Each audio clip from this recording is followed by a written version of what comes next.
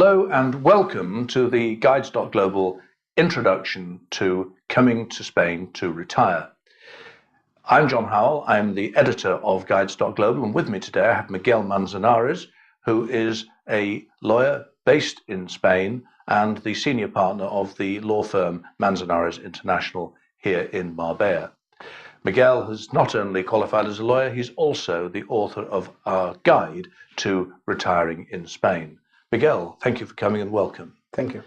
Now, as I say, you've written this guide. We want all of our viewers to read it, but just to give them an idea of the most important thing they should be thinking about when they're coming to Spain for the purposes of retirement, what would be your top tip?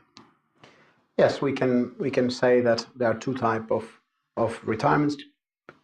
When you are coming from EU country or other European countries that are part of this group, the process is very straightforward. They can set up residency in Spain without any special needs, but just formalities.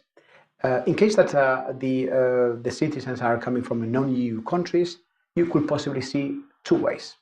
The first is what we say is residency as a non-lucrative purpose, and the other way is that named golden visa. My tip will be to use the non-lucrative residency, because then the number one, you don't have to invest something as much as 500,000 euros in properties, because if you own a property that could be a 200,000, 150,000 euros apartment, and if you could have funds in Spain as much as 25,000 euros per person, or in case that you include your family, 35,000 euros a year, that is good enough actually to prove that you can support yourself, that you have a property, and the requirement of having to demonstrate that you are in Spain 183 days a year is doable, because the plan, the purpose of this residency is to live here. So I see that if you have to decide about option A, this non-lucrative residency, or option B, the golden visa, I would say that the non-lucrative residency is much better, because the level of investment is less.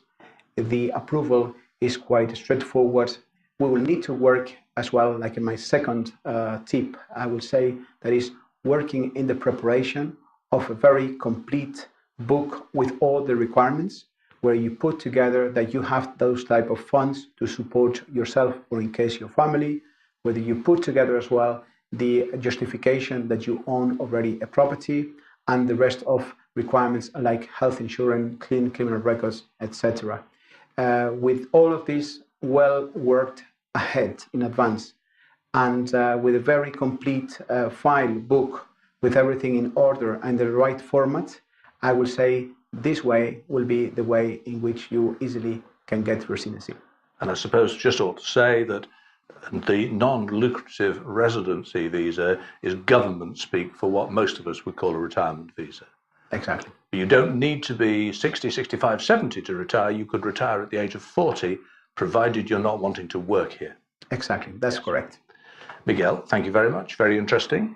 I hope you found that interesting. If you have, please like us or follow us. If you'd like to make contact with Miguel or his office, you can do so at the link in the information box. And if you'd like to look at our written guide to coming here for retirement, that's also linked to in that box. Otherwise, go and have a look at us at www.guides.global, and we look forward to seeing you again sometime later. Goodbye.